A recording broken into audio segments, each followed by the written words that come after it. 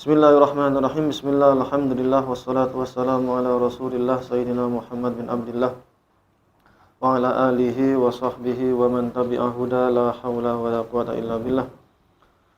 Rabbi shrah li sadri wa yassir li amri wa hlul 'uqdatam min lisani yafqahu qawli. Amin ya rabbal alamin. Amma ba'd. Bismillahirrahmanirrahim. Hadis ke-44 halaman 40.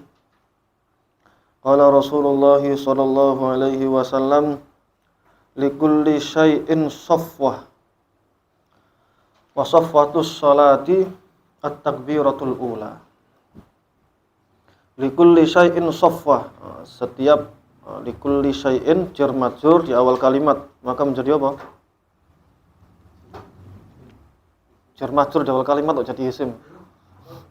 Jar majrur di awal kalimat. Entah ada ini khobar muqaddam likulli syai'in, li huruf jar, kulli syai'in idhofah. Likulli syai'in menjadi khobar muqaddam, setelah khobar muqaddam wajib ada mubtada. Safwatun menjadi mubtada'nya. Itu bagi setiap hal, itu bagi setiap sesuatu, safwatun pasti ada intinya. Segala sesuatu pasti ada inti. Safwa itu aslinya bukan inti artinya. Safwa itu pokok pilihan. Itu nama safwa. Dari kata Mustafa. Mustafa itu dari kata safwa. Mustafa itu orang pilihan. Makanya Sayyidinal Mustafa, Tuan kami Muhammad Mustafa adalah manusia pilihan. Jadi artinya safwa itu adalah pokok pilihan. Segala sesuatu pasti ada pokok pilihannya. Pasti ada intinya. Wa safwatus sholati, ini idhofah safwatus sholati ini ma'rifat apa nakirah? Ma'rifat, karena mudhaf ilahnya isim ma'rifat. Oke ya. Safwatun ditambah as-sholatu maka menjadi safwatus sholati. Susunan idhofah ini satu paket, termasuk ma'rifat di awal kalimat, maka menjadi mubtada. Wa safwatus sholati utawi pokok inti, pokok pilihan salat. Setelah mubtada harus ada khobar. At-takbiratul ula, itu takbir yang pertama. Ini membahas tentang posisi salat yang paling bagus, atau gerakan salat yang paling bagus, atau apa istilahnya, bagian sholat yang paling utama adalah takbiratul ihramnya. Artinya takbiratul ihram ketika berjamaah itu memiliki nilai yang sangat istimewa. Jadi kalau dalam bab sholat ada istilah fadilah sholat jamaah, ada istilah fadilah takbiratul ula, takbiratul ihram ma'al imam bahasanya. Takbiratul ula itu maksudnya takbir pertama bersama imam. Itu memiliki fadilah tersendiri. Kalau fadilah jamaah itu bisa kita jumpai, bisa kita dapatkan selama imam belum salam. Jadi ketika, katakanlah ketika kita menjumpai imam di rakaat pertama, rakaat kedua, rakaat ketiga, rakaat keempat, semuanya kita mendapatkan fadilah jamaah. Bahkan ketika posisi imam itu tahiyat akhir sebelum salam, kita sholat takbir langsung ikut tahiyat akhir, kita mendapatkan fadilah jamaah. Meskipun jelas fadilah jamaah ketika kita menjumpai imam di posisi tahiyat akhir, sama ketika kita menjumpai ke rakaat ketiga, atau menjumpai ketika rakaat kedua, atau bahkan rakaat pertama, ini nilai fadilahnya jelas berbeda. Intinya fadilah jamaah itu bisa didapatkan ketika kita menjumpai imam selama imam belum salam. Meskipun kita masbuk, kita mendapatkan fadilah jamaah.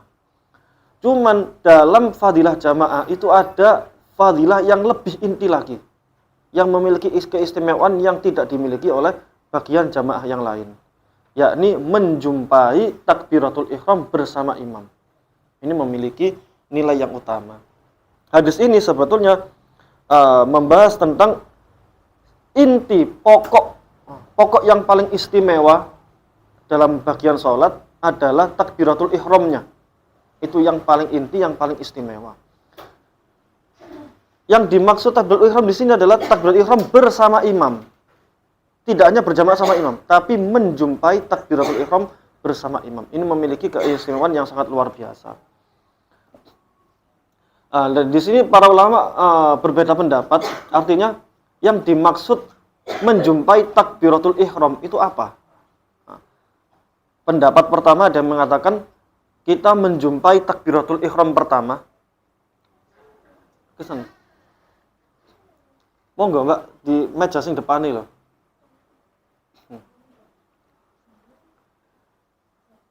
Kita mendapatkan takbiratul ihram bersama imam, ini batasannya kapan? Ini perdebatan ulama. Menurut kebanyakan ulama, mendapatkan takbiratul ihram bersama imam, mendapatkan fadilah takbiratul ihram imam, mendapatkan pahala sofwah, mendapatkan pokok inti sholat adalah ketika kita langsung setelah takbiratul ihram imam, langsung kita takbir. Tidak ada pemisah yang lama. Itu menurut jumhur ulama, mayoritas ulama termasuk mazhab Syafi'i. Pokoknya imam takbiratul ihram, langsung kita ikut takbiratul ihram. Jadi Allahu Akbar, langsung kita di belakangnya Allahu Akbar. Maka di samping kita jelas mendapatkan fadilah jamaah, kita pun juga mendapatkan fadilah takbiratul ihram bersama imam. Kita mendapatkan takbiratul ula atau kita mendapatkan sofwahnya sholat. Ada yang mengatakan tidak harus secepat itu. Pendapat yang kedua adalah yang penting imamnya belum baca Fatihah. Selama imam belum bismillahirrahmanirrahim, maka meskipun selisihnya 10 detik, katakanlah, imam Allahu Akbar, diam dulu, itu iftitah, selesai 10 detik, langsung kita takbir. Selama imam belum baca Fatihah, ini kita mendapatkan sofwahnya jamaah, sofwahnya sholat dalam jamaah. Ada yang lebih umum lagi, kata para ulama, enggak sesingkat itu kok. Kita mendapatkan sofwahnya jamaah, itu ketika sebelum amin. Selama imam masih membaca Fatihah, kita langsung takbir, maka kita mendapatkan fadilah takbiratul ula ma'al imam. Kita mendapatkan takbiratul ihram ma'al imam, kita mendapatkan fadilah sofwatus sholat ma'al imam. Ada yang lebih santai lagi, ya selama kita menjumpai imam dalam posisi berdiri. Kalau selama posisi imam masih berdiri sebelum rukuk, ya udah kita mendapatkan sofwatus sholat. Yang dimaksud takbiratul ihram bersama imam adalah kita takbiratul ihram ketika imamnya masih berdiri. Itu menurut pendapat yang keempat. Pendapat yang nomor 5, yang paling terakhir adalah, selama kita mendapatkan imam satu rakaat, pertama bersama rakaat pertama imam, kita mendapatkan sofwahnya sholat. Berarti batasannya adalah rukuk. Kenapa? Karena ketika kalau imam sudah rukuk, kita baru datang, maka kita takbir, nggak harus baca Fatihah, langsung rukuk. Kan seperti itu dalam fikih. Dalam fikih itu ketika kita datang, ternyata imamnya sudah rukuk, maka kita takbiratul ihram Allahu Akbar, langsung rukuk. Ikut rukuknya. Tapi takbiratul ihram dulu ya. Bukan langsung Allahu Akbar langsung rukuk, enggak. Jadi niat usolli fardhu maghrib, Allahu Akbar gitu kan. Langsung baru Allahu Akbar rukuk. Ini mendapatkan satu rakaat bersama imam, artinya kita enggak masbuk. Kita enggak masbuk artinya dalam menambahkan rakaat, dan itu kita mendapatkan sofwahnya sholat. 5 pendapat ini tentu yang paling gampang ya nomor 5, lalu nomor 4, lalu nomor 3, nomor 2, lalu nomor 1. Cuman yang dipegang oleh para ulama mazhab Syafi'i, yang paling bagus adalah yang nomor 1. Dan itu menurut jumhur ulama. Sehingga ketika imam sudah masuk ke mihrabnya, kita langsung posisi sudah siap sholat. Ketika imam Allahu Akbar, langsung kita Allahu Akbar. Itu sofwahnya sholat. Nah ini sofwahnya sholat ini ketika didapatkan dalam hadis dikatakan, hadis lain, man sholla lillahi arba'ina yauman fi jama'atin yudrikut takbiratal ula kutibat lahu bara'atun minan nari wa bara'atun minan nifaq. Barang siapa yang sholat jamaah selama 40 hari dan dia yudrikut takbiratal ula, dan dia mendapati takbir pertama imam, artinya dia mendapatkan fadilah sofwatus sholat selama 40 hari, 40 dikali 5. 40 dikali 5 ya. Maka sama dengan 200 sholat berarti ya. Jadi 40 hari, 5 kali sholat dalam keadaan jamaah, dan menjumpai sofwatus sholat, menjumpai takbir pertamanya imam, maka kutibat lahu bara'atani, maka dia ditulis oleh Gusti Allah bara'atani, terbebas dari 2 hal. Bara'atun minan nari, terbebas dari neraka, wa bara'atun minan nifaqi, dan terbebas dari sifat nifaq. sifat kemunafikan. Artinya apa? Kalau kita istiqomah 40 hari sholat jamaah. Nah, sholat jamaah 40 hari artinya subuh, zuhur, asar, maghrib, isya 40 dikali 5 dan masing-masing semuanya menjumpai takbir pertamanya imam, maka dijamin oleh Gusti Allah terbebas dari api neraka. Pertama, yang kedua terbebas dari sifat nifak, dari sifat kemunafikan. Allah janji akan membersihkan hati kita dari iri, dari hasud. Karena kemunafikan kan ujung-ujungnya dari penyakit hati. Munafik itu dari penyakit hati. Kalau memang dia hasud, maka kita menampakkan kebaikan kepada yang kita hasuti, padahal dalam hati kita bencinya luar biasa. Itu adalah sifat nifak. Meskipun kita juga menjelaskan bahwasanya munafik itu ada yang asli, ada yang cuma sifat. Kalau asli kita sering kita jelaskan bahwasanya munafik itu orang kafir, orang munafik asli ya. Orang kafir yang hidup di tengah-tengah umat Islam yang menyamar jadi umat Islam dengan agenda tertentu, jadi mata-mata dan sebagainya, atau dia biar nggak dikucilkan, atau dia mungkin karena jadi mata-mata atau adu domba. Itu orang-orang munafik yang asli, yang kafir. Dia lebih hina daripada orang kafir. Makanya siksaannya jauh lebih pedih daripada orang kafir. Ini orang munafik yang asli. Dan ini bukan orang muslim. Tapi kalau sifat munafik, sifat kemunafikan atau sifat nifak, itu bisa ada pada semua manusia termasuk orang muslim.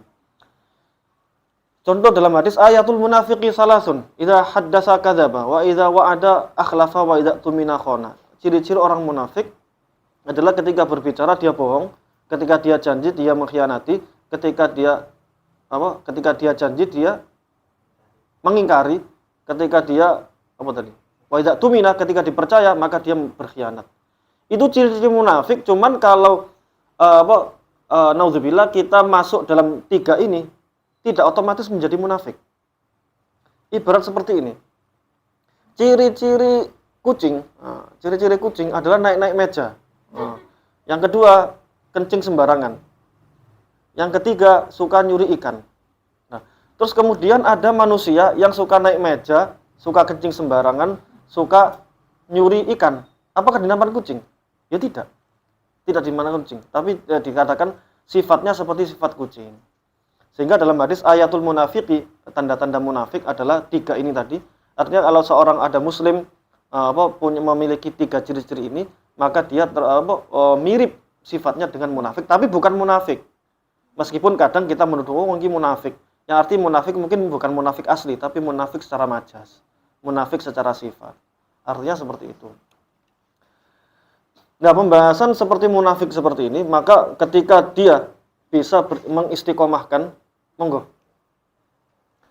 Ketika dia bisa istiqomah sholat jamaah sampai 40 hari, 40 hari jamaah, dibuka titik dibuka titik, dibuka titik. Ben ketok nek ngaji lah, sip. Nah, ketika dia bisa istiqomah 5 waktu selama 40 hari, maka dia akan terbebas dari neraka, jaminan Gusti Allah, dan jaminan tidak akan memiliki sifat nifak. Artinya apa? Kalau kita lihat secara nyata, kalau kita amalkan, kalau kita mengistiqomahkan sholat jamaah selama 40 hari, 5 waktu, nggak ada bolong sama sekali satupun, itu artinya kita berjuang mati-matian, komitmen mati-matian istiqomah. Sehingga orang-orang seperti ini pasti memerangi nafsunya. Pas wae ngantuk-ngantuk subuh, pokoknya azan harus posisi kudu di masjid.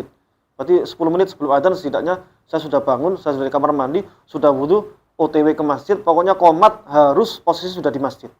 Minimal paling lambat. Jadi kita qomat langsung kita ada di saf awal, ketika takbir langsung takbir. Sehingga hari pertama saja perjuangannya luar biasa.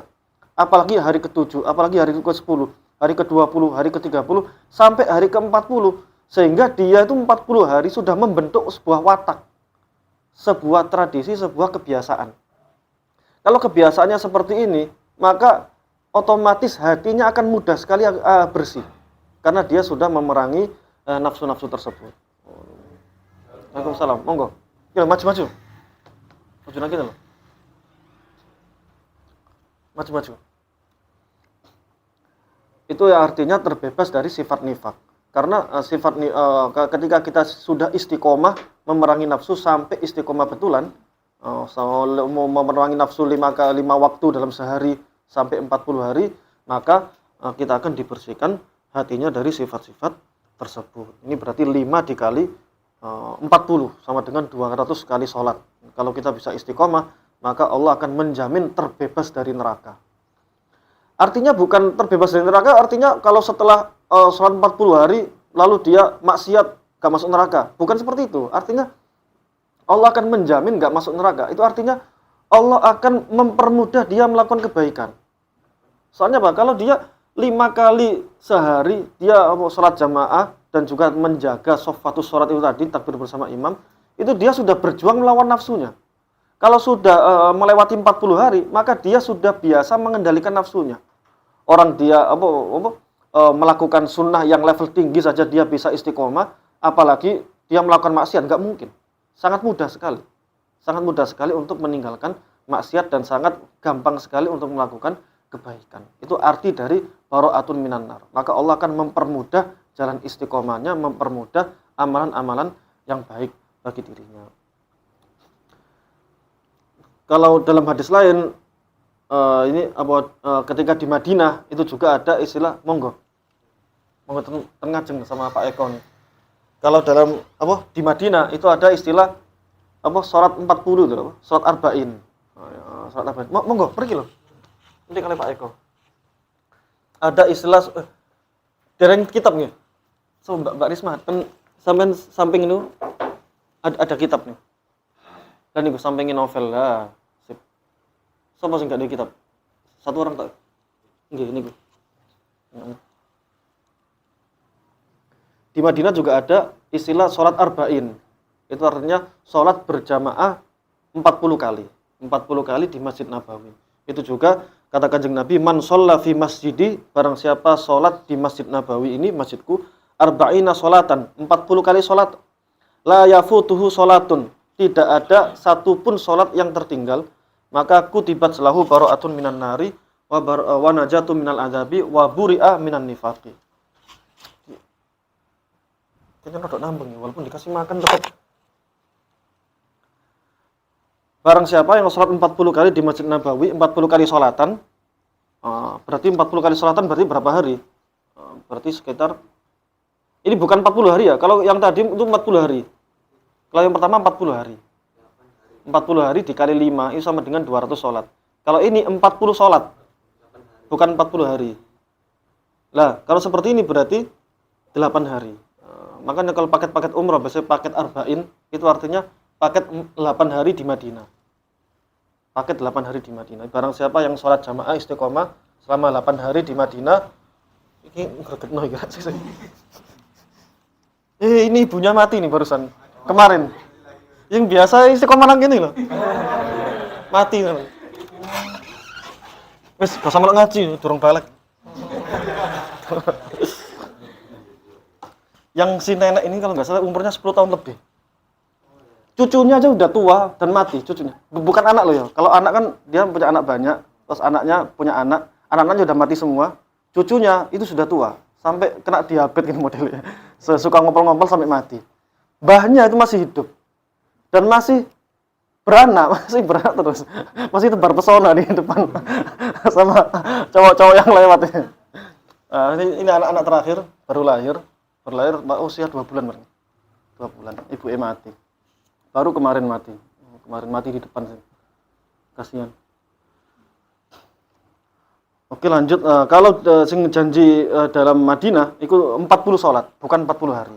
40 sholat, maka dia dijamin terbebas dari neraka, terbebas dari siksa dan juga terbebas dari sifat nifaq. Kembali ke pembahasan likulli syai'in safwatun wa safwatus sholati at-takbiratul ula. Bahwasanya maksudnya adalah yang dimaksud safwahnya sholat adalah takbir pertama bersama takbiratul ihramnya imam. Nah, ini inti dari hadis ini. Safwatus sholat, safwatul jamaah. Sekali lagi, kita ulangi. Sholat jamaah itu fadilahnya bisa kita dapatkan selama imam belum salam. Nah, pahalanya atau kualitasnya tergantung kita lama atau tidaknya. Umpama kita menjumpai imam di rakaat pertama, itu jelas rakaat ketiga jauh lebih baik daripada rakaat keempat dan seterusnya. Cuman kalau ini saffatus salat itu kita takbiratul ihram bersama imam langsung, dan barang siapa yang melakukan hal demikian selama 40 hari tanpa ada bolong sama sekali, maka dijamin oleh Gusti Allah terbebas dari neraka dan terbebas dari nifaq. Dalam kitab Hilyatul Auliya itu Sa'id bin Musayyib, ada namanya Sa'id bin Musayyib, itu menantunya Abu Hurairah. Itu berkata, "Ma fatatni takbiratul ula ma'al imam mundzu khamsina sanah." Saya tidak pernah sekalipun tertinggal takbir pertama bersama imam selama 50 tahun. 50 tahun. Enggak cuma 40 hari. 40 hari mah berapa persennya tahun? Cuma 10% tahun. Sepersepuluhnya tahun. Kalau ini selama 50 tahun tidak pernah. 50 tahun ini berarti berapa hari? Setahunnya 360 kan ya. 360 dikali 10 aja 3.600 hari. 3.600 dikali 5 1.800. 3.600 18.000 hari. 18.000 hari tidak pernah tertinggal takbiratul ihram bersama imam. Memiliki saffatus salat 18.000 hari. Berarti kalau dikali salat, berapa kali salat? 18 dikali 5 90. 90.000 salat tidak pernah satu pun tertinggal takbiratul ihram bersama imam, saffatus salat. Wa qala Waqi', ini juga disebutkan Waqi'. Waqi' itu gurunya Imam Syafi'i, itu berkata, "Kanal A'mash." Dulu Imam A'mash, guru kami bernama A'mash, itu qariban min sab'ina sanah. Lam tafuthu takbiratul ula. Hampir 70 tahun tidak pernah tertinggal salat bersama imam, tidak tertinggal takbir pertamanya bersama imam. Waqtalaftu ilaihi qariban min sanataini. Aku bersama beliau, ngaji sama beliau selama 2 tahun. Fama ra'aituhu yaqdi raq'atan. Saya berguru sama beliau selama 2 tahun, langsung mulazamah sama beliau, bareng terus sama beliau selama 2 tahun tok, dan saya tidak pernah melihat beliau mengqadha rakaat. Artinya masbuk rakaat enggak pernah. Pasti pas setelah takbiratul ihram bersama imam. Itu selama 70 tahun. Imam A'mash. Kalau Sa'id bin Musayyib itu 50 tahun tidak pernah tertinggal takbiratul ihram bersama imam. Qala Rasulullah sallallahu alaihi wasallam, hadis kedua, "Lau kanatid dunya ta'dilu indallahi janaha ba'udatin ma saqa kafiran minha syarbata ma'in." Rasulullah bersabda, "Lau kanatid dunya," andaikan dunia, ta'dilu itu menjadi khobarnya kana, ad-dunya isimnya kana muannas, maka kanatnya harus pakai tak, kanat ad-dunya. Berhubung kanat ketemu ad-dunya sama-sama sukun, maka dikasih harokat kasroh biar ringan. Kanatid dunya ta'dilu. Lau kanatid dunya, andai, lau itu andai. Andai dunia ta'dilu sebanding atau menyaingi indallahi di sisi Allah janaha ba'udatin menjadi maf'ul bih sayape nyamuk. Andai kan dunia itu sebanding dengan sayapnya nyamuk, masaqa kafiran minha syarbata ma'in, niscaya dia tidak akan memberi minum air kepada orang kafir. Ini tak ulangi, andai kan dunia itu bernilai satu sayapnya nyamuk di sisi Allah, maka Allah tidak akan memberikannya kepada orang kafir. Tapi ternyata Allah memberikan harta materi dunia kepada orang kafir. Ini logikanya rodok bulat. Cuman seperti ini. Perbandingan kekayaan dunia dibandingkan dengan penciptanya, Gusti Allah. Itu seperti sebesar alam semesta ini dibanding dengan satu sayapnya nyamuk. Satu sayapnya nyamuk sangat kecil sekali dan sangat ringan sekali dibanding dengan gunung, ya lebih dibanding gunung. Dunia bahkan sampai alam semesta, dunia yang semegah ini ternyata tidak ada bandingannya dengan kekuasaan Allah sama sekali, bahkan dengan berat sayapnya nyamuk di sisi Allah. Tidak seperti sayap nyamuk. Artinya seperti ini. Dunia itu, seluruh dunia, kekayaan dunia, itu sebetulnya tidak ada bandingannya sama sekali dengan kekayaan Gusti Allah. Andai kan kekayaan dunia itu sebanding dengan sayap nyamuk, maka Allah tidak akan memberikannya kepada orang kafir. Logikanya seperti ini. Pertama, kekayaan dunia itu tidak sebanding dengan kekayaannya Gusti Allah, pertama. Dan kekayaan dunia di mata Gusti Allah tidak ada harganya sama sekali. Itu logika kedua. Yang ketiga, sayap nyamuk meskipun tidak berharga, tapi itu ada harganya sedikit, kecil. Ya jenis sayap nyamuk, bentuknya bagus, nyamuk. Andaikan kekayaan dunia itu mirip dengan sayapnya nyamuk di sisi Gusti Allah, maka Allah tidak akan memberikannya kepada orang kafir. Artinya seperti ini. Saking gak berharganya dunia, saking gak berharganya kekayaan dunia di sisi Gusti Allah, sehingga Gusti Allah pun memberikannya kepada orang-orang kafir.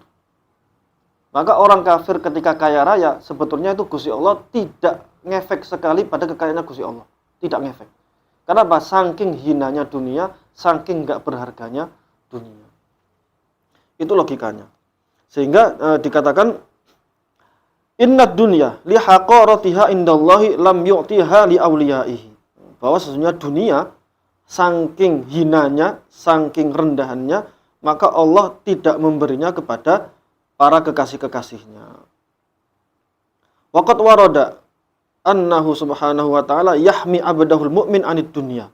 Bahkan banyak sekali Gusti Allah sering sekali Gusti Allah melindungi hambanya dari urusan dunia, kama yahmi ahadukum al-maridho anil ma'i, seperti hanya kita melindungi orang-orang sakit dari air, dari kena air. Orang sakit kan nggak kena air. Orang sakit nggak boleh kena air, sehingga kita kalau nggak tega lihat orang sakit, maka kita menghindarkan air dari orang sakit tersebut. Sama seperti Gusti Allah. Gusti Allah melihat dunia itu saking hinanya, saking nggak berharganya, dan saking bahayanya, maka Allah sengaja menjauhkan dunia tersebut dari orang-orang yang soleh.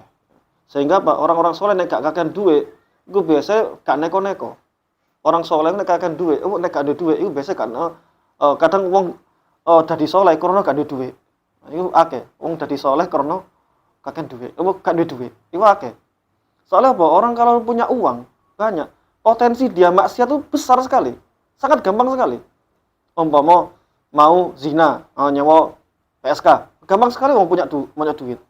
Atau dia mau minuman, ya gampang dia punya duit. Dia mau narkoba, ya gampang dia punya duit. Dan sebagainya. Artinya kalau orang miskin mau mabuk-mabukan kada duit, wedoan kada duit, artinya apa? Sehingga dia mudah sekali untuk meninggalkan maksiat. Maka Allah kadang kalau lihat orang-orang yang gak bakat jadi orang kaya, kalau jadi orang kaya ke tukang maksiat, maka Allah sengaja memiskinkan dia karena dia sangat disayangi oleh Gusti Allah. Makanya iki saya nemu di Instagram guyon-guyon bahasanya doaku malam ini adalah, ya Allah, saya siap jadi orang kaya, maka kayakanlah. Saya berjanji tidak akan maksiat dengan kekayaan saya. Enak yang ngomongnya. Jadi intinya, ya Allah, biasanya kan gini, kita nggak dijadikan oleh Allah kaya, karena apa? Karena kita tidak siap. Artinya kalau kita dikasih kaya, takutnya kita nanti foya-foya, kita nanti nggak fokus ibadah, takutnya kita akses untuk maksiat itu sangat mudah sekali, dan kita gampang tergiur. Sehingga kita dianggap tidak siap menjadi orang kaya. Makanya guyon-guyon yang real Instagram loh. Ya Allah, saya sudah siap menjadi orang kaya, ya Allah, kayakanlah aku. Insya Allah nggak maksiat kok, ya Allah. Cena ya. Takutnya dia punya akses. Artinya dunia ini, artinya gini, saking rendahannya dunia, sampai dunia itu malah diberikan kepada orang kafir. Saking rendahannya. Jadi ini bahasa itu rada jelimet ya. Andai kata dunia ini menyamai sayap nyamuk di sisi Allah, niscaya dia tidak akan memberi air minum darinya kepada orang kafir.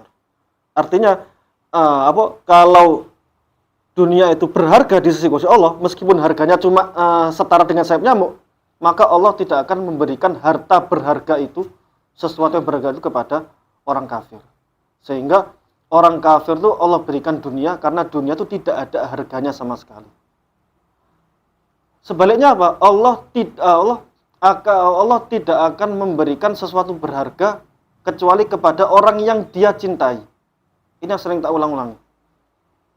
Allah memberikan dunia kekayaan kepada orang kafir karena dunia memang bukan hal berharga. maka Allah berikan kepada orang yang Allah benci maupun Allah yang sayangi. Tapi kalau sesuatu yang berharga seperti iman, tidak akan diberikan kecuali kepada orang yang hamba yang Allah cintai. Maka ketika kita beriman, orang Islam itu pasti dicintai sama Gusti Allah. Itu pasti. Gak mungkin gak.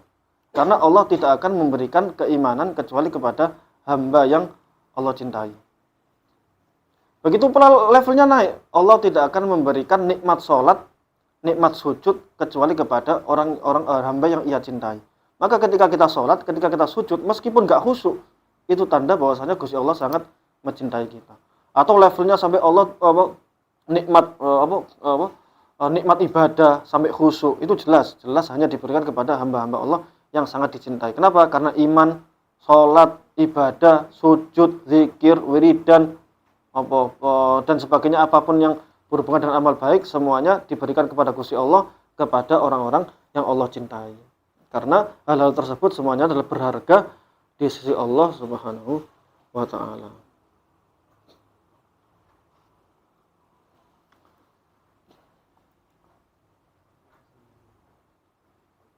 Lanjut apa? Beriki. Maghribnya jam berapa? Apa? Lanjut aja.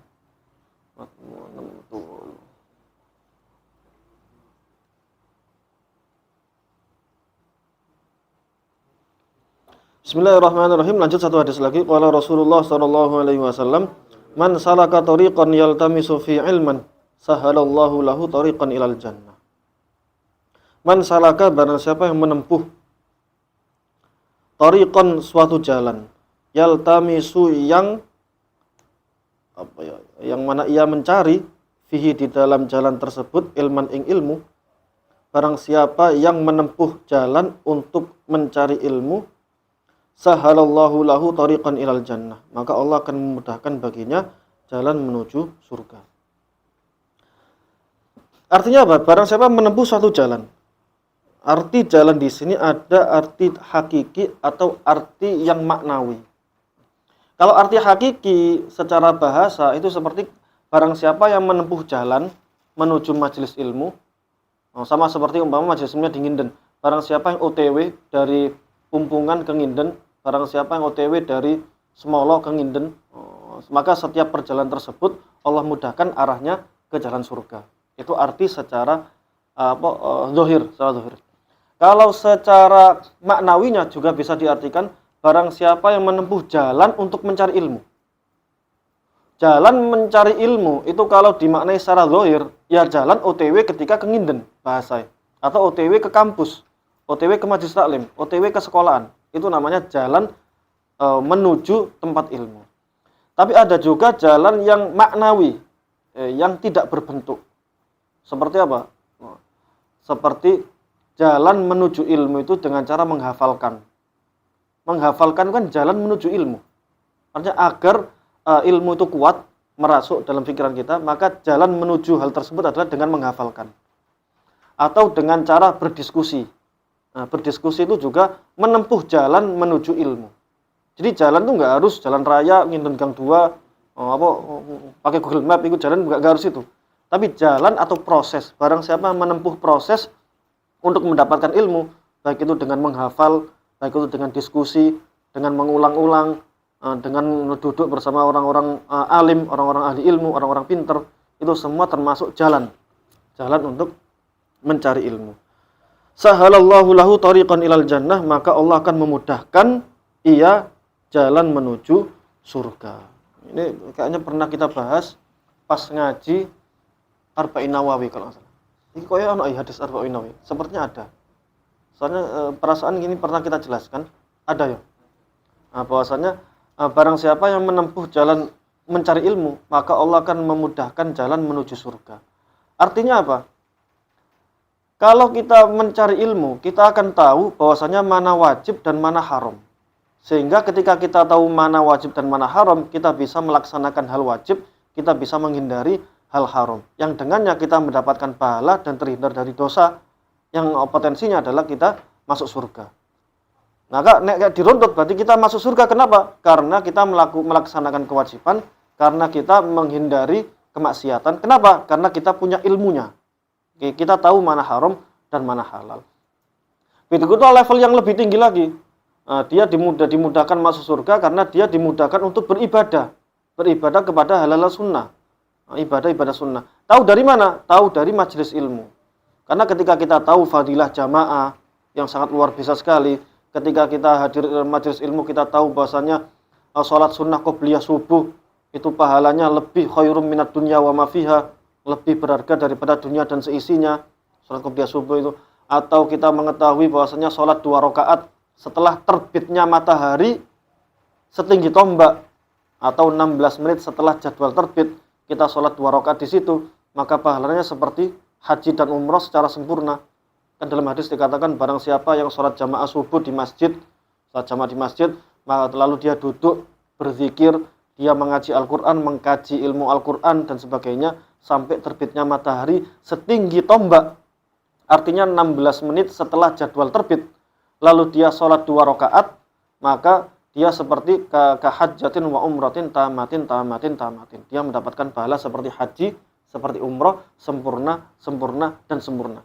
Kanjeng Nabi mengulangi kata sempurna 3, itu memastikan bahwasanya orang tersebut mendapatkan pahala haji dan umrah secara benar, secara serius, secara sempurna. Tidak hanya cuma disama-samakan tok, gak, tapi benar-benar mendapatkan pahala haji dan umrah secara sempurna. Kalau kita mengetahui hal-hal demikian, maka kita termotivasi. Kita tahu hal demikian dari mana? Dari majelis ilmu, dari mencari ilmu, dengan menempuh jalan ilmu. Kalau kita tahu hal demikian, maka potensi kita melakukan kebaikan itu lebih besar daripada ketika kita tidak menghadiri majelis ilmu. Begitu pula dengan, katakanlah kita menghindari dosa, katakanlah ditancapkannya paku panas di kepala kita, khairun min antamus samra'atan la tahillu laka. Ada hadis dikatakan ditancapkannya paku panas ini di kepala, itu lebih ringan, lebih baik dibanding kita berpegangan tangan pada orang yang tidak mahram. Pegangan tok padahal. Itu sampai dikatakan iki loh, ditusukkan paku yang sangat panas di kepala, itu jauh lebih ringan daripada hukumannya kita berpegangan sama orang yang bukan mahram. Apalagi sampai yang level lebih parah lagi, jelas dosanya sangat besar. Kalau kita hadir majelis ilmu, akhirnya tahu tentang pahala, tahu tentang fadilah, tahu tentang dosa, tahu tentang siksa. Sehingga ketika kita tahu, kita termotivasi untuk melakukan kebaikan, kita juga termotivasi untuk lebih hati-hati terhadap maksiat meskipun sekecil itu. Kalau kita berbicara tentang surga, bagaimana kenikmatan surga yang tiada banding. Ketika kita membayangkan surga, senikmat apapun bayangan kita, maka surga jauh lebih nikmat daripada imajinasi kita. Begitu pula dengan neraka, sepedih apapun, sesadis apapun, semengerikan apapun siksanya ada dalam imajinasi kita, maka neraka jauh lebih pedih daripada yang kita bayangkan. Mala ainun ra'at, wala udhunun sami'at, wala khatar ala qalbi bashar. Surga dan neraka itu, nikmat dan siksaannya itu tidak pernah terlihat oleh mata, tidak pernah terdengar oleh telinga. Artinya hadis-hadis tentang surga, hadis-hadis tentang neraka, itu sebenarnya tidak mewakili tentang pedihnya siksa neraka. Gak iso dijelaskan dengan kata-kata itu, gak iso. Dibayangkan gak bisa. Wala khatar ala qalbi bashar, dan juga tidak pernah terimajinasikan pada, tidak pernah terbesit sedikit pun dalam imajinasi manusia. Sehingga seperti apapun, orang disetrika, orang dikuliti, orang ditusuk, dicongkel matanya, rambutnya dijambak, dan sebagainya. Kalau hal demikian kita bayangkan, maka pedihnya siksa neraka jauh lebih pedih daripada imajinasi yang kita bayangkan. Lah hal demikian yang kita dapatkan dari majelis ilmu. Kalau majelis ilmu kita tahu hal demikian, maka kita akan termotivasi melakukan kebaikan demi meraih surga. Begitu pula termotivasi, lebih kuat hati, lebih tabah ketika meninggalkan maksiat karena tahu dosanya dan tahu siksanya. Itulah artinya man salaka tariqan yaltamisu fi ilman sahalallahu lahu tariqan ilal jannah. Barang siapa yang menempuh jalan mencari ilmu, maka Allah akan mempermudah dia untuk masuk surga. Dengan cara apa? Dengan cara mempermudah dia melakukan kebaikan, mempermudah dia menghindari perkara haram, mempermudah dia melakukan halal sunnah, dan dia gampang meninggalkan hal-hal yang makruh, hal-hal yang maksiat meskipun itu kecil. Sehingga orang ngaji itu potensi masuk surganya jauh lebih besar daripada orang yang tidak ngaji. Wong apa cek orang ngaji itu sering kita ucapkan bahwasanya selama kita ngaji maka para malaikat itu innal malaikat la tadau ajnihataha li talibil ilm ridwan bima yasna. Para malaikat itu ribuan bahkan jutaan malaikat meletakkan sayapnya karena apa? Karena penghormatan terhadap orang-orang yang mencari ilmu, orang-orang yang sedang mengaji. Wa innal dan semua hal yang ada di alam semesta ini ya la yastaghfiruna li talibil ilm hatta hitan fil bahr. Bahwa semua makhluk yang ada di dunia, di bumi dan di langit ini semuanya memintakan ampun untuk orang yang ngaji, bahkan ikan-ikan yang di lautan yang jumlahnya triliunan atau miliaran itu semuanya mendoakan kita, sehingga orang ngaji itu ya dosa insya Allah bersih, insya Allah dosanya bersih selama tidak maksiat dosa besar dan tidak ditobati. Kalau dosa besar ya jelas harus ditobati dengan 3 syarat tadi, 3 syarat menyesal, bertekad tidak mengulangi, yang ketiga minta ampun sama Gusti Allah. Kalau dosa-dosa kecil, ya dengan mencari ilmu dosa hilang, dengan sholat jamaah dosa hilang, dengan sedekah dosa hilang, hal-hal melakukan kebaikan semuanya dosa hilang. Intinya, barang siapa yang menempuh suatu jalan untuk mencari ilmu, maka Allah akan mempermudah baginya jalan menuju surga. Wallahu ta'ala alam bisawab.